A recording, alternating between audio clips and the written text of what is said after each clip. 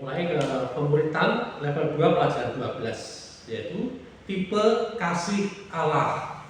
Ya, ini memperlengkapi langsung bagian yang sebelumnya, yaitu pernikahan. Nah, saya akan tanya, tolong jawab dengan jujur. Ya, caranya, ya, kalau setuju dengan pernyataan yang saya bacakan, ya, angkat tangan atau berdiri. Sorak-sorak aja, ya, cepat ya. Kita pernyataannya. Saya menyayangi teman kalau dia melakukan bakso. Ya saya. Dia melakukan bakso. Ya saya. Bukan hanya saya, bukan karena hanya dikatakan saya. Oke, ya. Nanti ya bisa dikatakan bakso ya. Saya sayang sama saudara kalau dia tidak pinjam barang saya. Setuju nggak? Setuju. Saya akan menyayangi istri saya atau suami saya kalau dia tidak bikin kesel. Tenang deh, tenang deh, jangan ada diusir-usir atau pergi, ya. Nah, saya akan sayang sama orang kalau dia juga baik sama saya. Setuju? Antara setuju dan tidak. Saya sayang sama orang itu kalau dia baik sama saya. Setuju nggak? Ya. Kalau nggak setuju berarti orang itu baik apa enggak tetap sayang ya? Iya. Iya. Iya lagi. Iya. Iya. Nah, sebenarnya kita mengatakan itu semua tahu. Artinya apa? Kasih kita sering pakai syarat. Benar kan? Nah, sebagian besar kasih manusia itu kasih yang bersyarat. Ya, jadi misalkan tadi kita setuju itu manusiawi, ya, tidak dihukum masuk neraka. Aku baik ke kamu kalau kamu baik ke aku. Kadang-kadang kita seperti itu, ya. Atau aku sudah baik loh. Kok ternyata kamu kok memperlakukan aku seperti itu, gitu. Wah, aku yang nggak mau lagi baik sama kamu. Tidak terjadi seperti itu. Tetapi Alkitab akan memperkenalkan kasih yang berbeda. Kasih yang tetap mengasihi bahkan ketika tidak dibalas. Itulah kasih Allah. Amin. Tuhan tidak menunggu kita sempurna dulu. Tuhan dia mengasihi lebih dulu. Nah, kabar baiknya dalam pemuritan hari ini kita akan belajar bahwa kasih Allah bukan hanya untuk kita nikmati, tapi kasih itu juga sudah ditaruh di dalam hati kita. Hari ini kita akan menanti kasih Allah yang jauh lebih besar dari kasih manusia. Amin. Amin. Siap? Ya. 1 Korintus 13 ayat 13. Keseluruhan pasal ini nanti dibaca ya. 1 Korintus 13.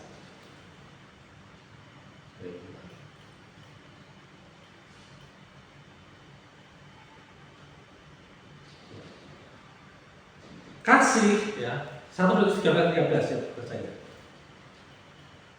Di situ dikatakan, demikianlah tiga hal ini, tiga hal ya. Tadinya banyak disortir tiga hal, ya, yaitu iman, pengharapan, dan kasih. Dan yang paling besar diantaranya adalah kasih. Artinya juara satunya siapa? Kasih. Juara dua pengharapan. Lihat. Iman nomor 3. Ya. Yang paling besar diantaranya adalah kasih. 1 Korintus 14 ayat 1. Karena kasih paling besar, maka dikatakan di 1 Korintus 14 ayat 1 dikatakan seperti ini. Kejarlah kasih itu dan usahakanlah dirimu memperoleh karunia-karunia roh, terutama karunia untuk bernubuat. Kejarlah kasih itu, ya. Alkitab tidak berkata kejarlah uang, kejar jabatan, kejar popularitas. Tapi Alkitab berkata kejarlah kasih. Karena hanya kasih yang bernilai kekal. Amin. Rumah, mobil, uang, jabatan, penghormatan, uang kita semua tidak bawa kepada kekekalan. Ya. Tetapi kasih dari Kristus itu tinggal selamanya. Amin. Amin. Nah, kita belajar tentang kasih. 4 jenis kasih. Dalam bahasa Yunani ada beberapa jenis kasih. Yang pertama adalah eros. Eros adalah kasih yang bersifat seksual, ditetapkan Allah dalam pernikahan. Di Kidung Agung ada, gitu ya. Kasih yang bersifat seksual ditetapkan Allah dalam pernikahan. Itu eros. Yang kedua kasih storge, ya bacanya storge, yaitu kasih alami dalam keluarga. Amin. Anak, bapak, ibu, anak saling ngasih, sepupu, tante, ya saling ngasih, itu kasih storge. Kemudian yang ketiga fileo. Ini ujian mas kalau keluar. Fileo, kasih persahabatan. Ya, dia hangat, emosional, ya, bisa naik, bisa turun. Nah, inilah jenis kasih yang sering orang masuk ketika berkata, aku cinta padamu, I love you, atau aku sudah tidak merasa cinta lagi. Nah, itu kasih fileo. Ya. Nah, jika pernikahan dibangun hanya atas fileo, ia akan naik turun sesuai emosi. Nah, sorry, aku nggak ngasih kamu. Tapi nak baik-baik saja, ya kan? Apalagi masakin sesuatu yang enak, ya, I love you, bikin lagi ya. Nah, itu 3 kasih. Nah, yang keempat ini adalah kasih agape. Agape inilah kasih Allah. Kasih yang memilih untuk mengasihi, ya. Kasih yang memilih untuk mengasihi terlepas dari perasaan apapun juga. Bukan tidak ada perasaan ya, tapi perasaan itu tidak menjadi keputusan untuk dia mengasihi atau tidak mengasihi. Tapi kasih agape yang memilih untuk mengasihi. Amin. Nah, definisinya seperti ini. 1 Yohanes 5 ayat 3. 1 Yohanes 5 ayat 3. Sebab inilah kasih kepada Allah, yaitu bahwa kita menuruti perintah-perintahnya. Perintah-perintahnya itu tidak berat. Amin. Jadi kasih kepada Allah adalah menuruti perintah-perintahnya. Jadi kasih itu bukan sekedar rasa. Kasih adalah tindakan yang sesuai dengan kehendak Allah. Amin. Kalau kita mengasihi orang, ya, dengan kasih agape, kita mengasihi bukan berdasarkan perbuatannya dia, bukan berdasarkan parasnya dia, bukan berdasarkan kekayaannya dia, tapi berdasarkan kehendak Allah. Amin. Amin. Amin. Amin. Matius 7 ayat 12. Matius 7 ayat 12. Apa yang kamu kehendaki supaya orang perbuat kepadamu, perbuatlah demikian juga pada mereka. Inilah indikasi.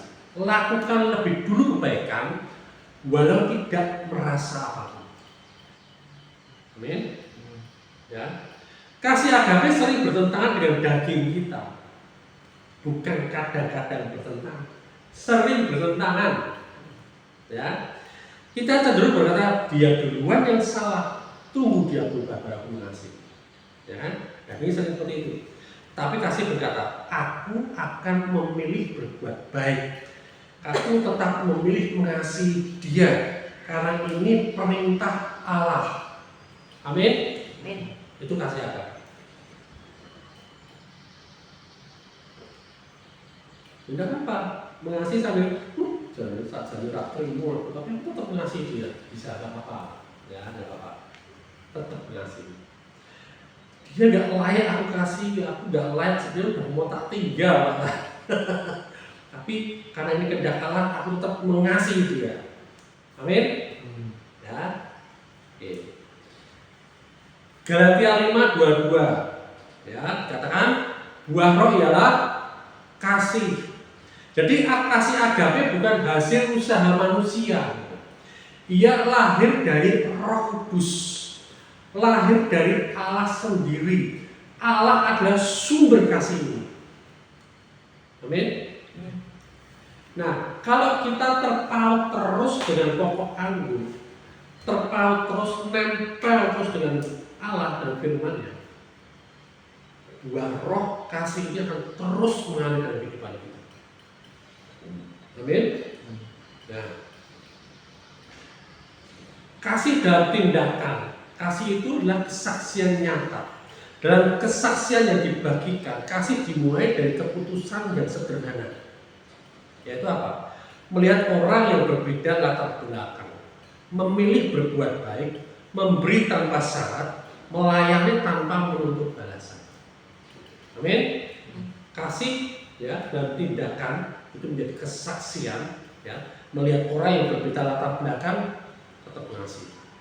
Oh, kamu latar belakangmu kok seperti ini, tapi aku tetap mengasihi kamu. Itu kasih ada.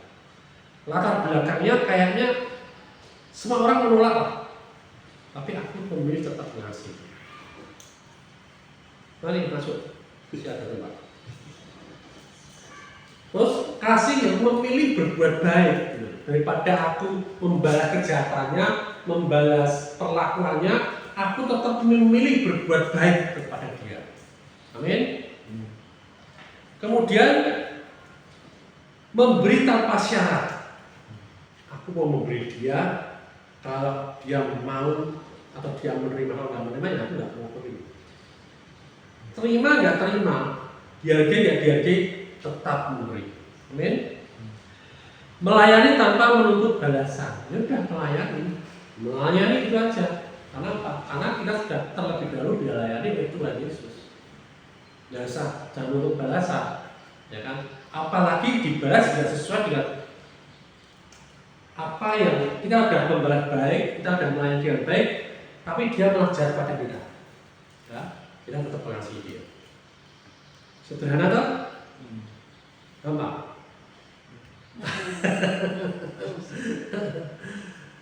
Ya gampang, tapi sederhana yang penting. 1 Yohanes 3:18. Gak gampang, tapi sederhana. Artinya apa? Sederhana itu artinya apa? Itu mudah untuk kita pilih, untuk kita lakukan. Tapi gak gampang untuk kita mengalahkan kedagingan kita, untuk kita memilih tetap melakukan kasih itu. Ya. 1 Yohanes 3:18. Anak-anakku, marilah kita mengasihi bukan dengan perkataan atau dengan lidah, tetapi dengan perbuatan dan dalam kebenaran. Jadi mengasihi bukan dengan perkataan saja, tetapi dengan perbuatan. Awalnya memang tidak ada perasaan hangat, tetapi ketika tindakan kasih dilakukan, perasaan kasih ini akan mengikuti. Amin. Ya, prinsip penting. Jika kita ingin merasakan kasih, praktekkan kasih terlebih dahulu. Kalau kau ingin dikasih, ya kasih dulu, ngasih dulu. Agape itu akan melahirkan phileo, tindakan melahirkan perasaan. Jadi kasih agape ini nanti akan melahirkan kasih phileo juga. Tindakan melahirkan perasaan. Seperti itu. Seperti ketika Petrus sudah sama Tuhan 3 kali. Petrus apa engkau agape padaku? Doanya juga kasih Petrus apa engkau agape padaku? Yang ketiga kalinya berdua, apa engkau phileo? Artinya apa? Mulai. Ketika engkau mengasihi aku secara agape, itu akan melahirkan tindakan kasihmu pada orang untuk dia kembali. Amin. Seperti itu. Ya. Nah, kasih mengalahkan kejahatan. Roma 12 ayat 19. Roma 12 ayat 19. Saudara-saudara yang terkasih, janganlah kamu sendiri menuntut pembalasan, tetapi berilah tempat kepada murka Allah. Sebab ada tertulis pembalasan itu adalah akulah yang akan menuntut pembalasan, firman Tuhan. Jadi kalau kita mau membalas seseorang artinya apa? Kita mengambil haknya Tuhan.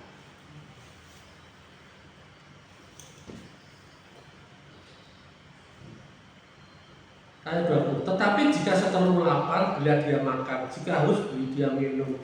Dia berbuat demikian, kamu menumpukan bara api di atas kepalanya. Ya, kasih itu bukan membalas, kasih itu mengalahkan. Ya, mengalahkan perbuatan-perbuatan yang tidak baik. Itu kasih. Mengalahkan ego kita sendiri. Kita tidak mengambil haknya Tuhan untuk membalas, untuk memurkai orang itu. Amin. Ya. Nah, ayat 21, ayat 20 ini sering disalahpahami. Jika seteru itu apa sih?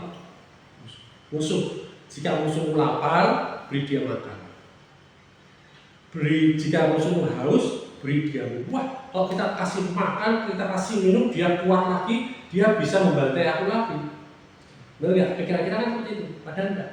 Ketika musuh kita beri kebaikan, kita beri makan, kita minum, ya, itu dengan demikian kamu menumpukan bara api di atas kepalanya. Kamu bayangkan, bara api ditumpuk di atas kepala, tujuannya apa?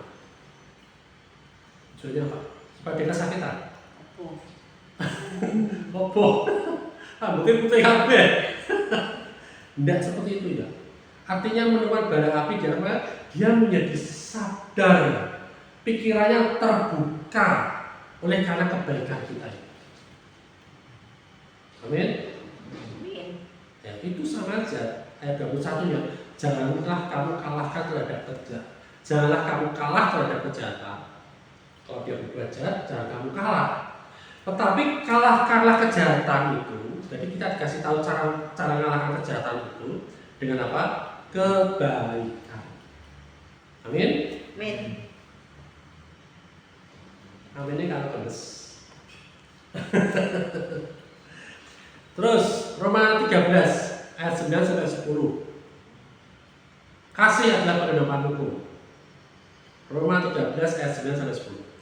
Karena firman, ya, jangan bersinah, jangan membunuh, jangan mencuri, jangan mengingini, dan firman lain manapun juga sudah tersimpul dalam firman ini, yaitu kasihlah sesama manusia seperti dirimu sendiri. Kasih tidak berbuat jahat terhadap sesama manusia, karena itu kasih adalah kegenapan hukum Taurat. Amin. Jadi kasih ini tidak berbuat jahat terhadap sesama. Semua hukum diringkas dalam satu hal. Kasihlah sesamamu seperti dirimu sendiri. Amin. Makanya kasih agape ini penting banget, dan posisinya jauh lebih tinggi. Artinya dia akan menggenapi setiap hukum Taurat. Kenapa? Dia berasal daripada Kristus. Amin. Karena kasih agape ini Allah turun ke dunia, ya, dan mengalahkan dosa. Dia tidak membalas dosa dengan murka, tapi dia bayar dosa itu, ya, sehingga murka Allah hilang, selesai, berdamai dengan manusia. Nah, ciri-cirinya apa? Kasih sejati. Tadi 1 Korintus 13 ayat 4 sampai 8. Ya, kasih itu ya 1 Korintus 13 4 sampai 8. Kasih itu sabar, murah hati, tidak cemburu, tidak sombong, tidak mencari keuntungan diri sendiri, tidak pemarah, tidak menyimpan kesalahan, bersuka dalam kebenaran, menutupi segala sesuatu. Kasih itu percaya, kasih itu mengharap, kasih itu sabar menanggung, dan kasih itu tidak berkesudahan. Amin. Kasih itu bukan kelemahan, kasih adalah kekuatan karakter yang berasal daripada Allah. Itu kasih. Nah, prinsip dalam pelajarannya apa? Kasih adalah yang terbesar dan kekal. Amin. Amin. Agape adalah kasih pilihan, bukan perasaan. Ya. Jadi jangan baper, karena itu akan menghalangi kasih agape. Kasih dinyatakan melalui apa? Tindakan, jangan tinju. Kasih dinyatakan melalui tindakan. Tindakan kasih akan melahirkan perasaan kasih. Nah itu. Jangan perasaannya dulu, nanti nggak bertindak. Ya, tapi tindakan dulu, tindakan kasih dulu, baru akan melahirkan perasaan kasih. Kasih mengalahkan kejahatan dengan kebaikan. Amin. Amin. Kabar baik. Bye bye. Tuhan Yesus memberkati.